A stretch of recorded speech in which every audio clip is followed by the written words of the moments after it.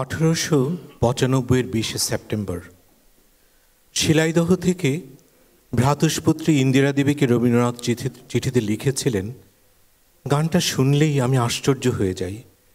এই সুরগুলো কারো কাছে ধার করা নয়, কোথা থেকে এসেছে বলতে পারিনি। কিছু বাছ বিচার নেই, ভয় ডর নেই। আপনার ইচ্ছে মতো গলায় এসেছে, গেয়েছি, গান হয়ে উঠেছে। তাই ফিরিস শুনি যখন বিস্মিত হই এবং আমি নিজেকে বলি, তোমার গান রইল, এ আর কাল অপহরণ করতে পারবে না। বাংলা গানের শ্রেষ্ঠ রূপকার স্বয়ং রবীন্দ্রনাথ। গায়ক রবীন্দ্রনাথ স্রষ্টা রবীন্দ্রনাথের চাইতে খাটো ছিলেন না কোনো অংশেই।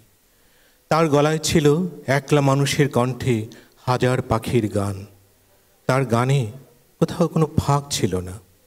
নিজেই তিনি বলেছিলেন, আমি বাণীর সাথে বাণী, আমি গানের সাথে গান, আমি প্রাণের সাথে প্রাণ।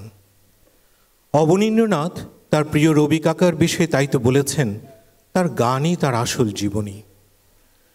রবীন্দ্রনাথের গান কত না অনুষঙ্গে ছড়িয়ে আছে অবনীন্দ্রর স্মৃতিতে, আর জড়িয়ে আছে সেই সব মানুষের লেখায় যারা সাক্ষী ছিলেন সেই দুর্লভ সৃষ্টি মুহূর্তগুলোর। রবীন্দ্ররচিত অজস্র গানের ভেতর থেকে তুলে আনা 6টি অনুপম গানের সৃজন বেদনার মুহূর্ত আর তাদের রূপ সৃষ্টির উজ্জ্বল মুহূর্তগুলো নিয়ে আমরা সাজিয়েছি আজকের রবীন্দ্রনাথের গানের আয়োজন। 1930-এর শীতকাল। আশ্রমের প্রাক্তন ছাত্র প্রমোদনাথ বিশি তার স্মৃতিকথায় লিখছেন, দোল পূর্ণিমায় আম্রকুঞ্জে বসন্ত উৎসব তো শান্তিনিকেতনের চিরাচরিত প্রথা। সমস্ত উৎসবই গুরুদেবের উপস্থিতিতেই সাফল্যমণ্ডিত হয়, কিন্তু সেবার গুরুদেব অসুস্থ থাকায় ডাক্তারের নিষেধে তার বাইরে যাওয়া বা উৎসবে যোগদান সব বন্ধ।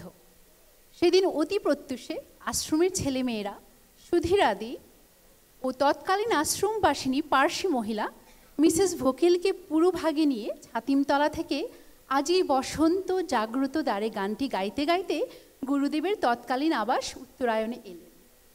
ইচ্ছা গুরুদেবের শয্যাত্যাগের অনেক আগে তার দরজায় এসে প্রণাম ও ভাগ নিবেদন। প্রায় নিঃশব্দে পা টিপি টিপি গুরুদেবের শয়নকক্ষের দ্বারে এসে সব চিত্র আবৃত।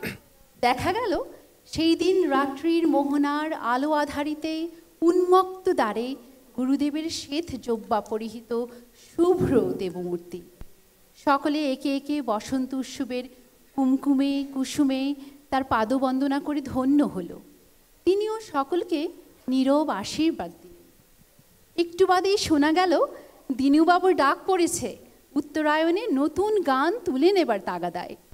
সেদিনই বিকেলে দীনেন্দ্রনাথ শিক্ষার্থীদের শেখালেন, ওই শুনি যেন চরণ ধ্বনি রে, শুনি আপন মনে।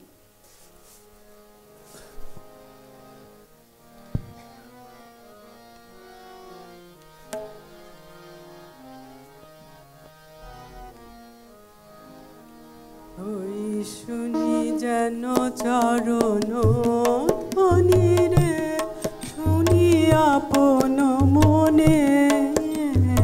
ওই শুনি যেন চরণ ধ্বনি রে, বুঝি আমার মন হরণ, বুঝি আমার মন হরণ, আসে গোপনে। ওই শুনি যেন চরণ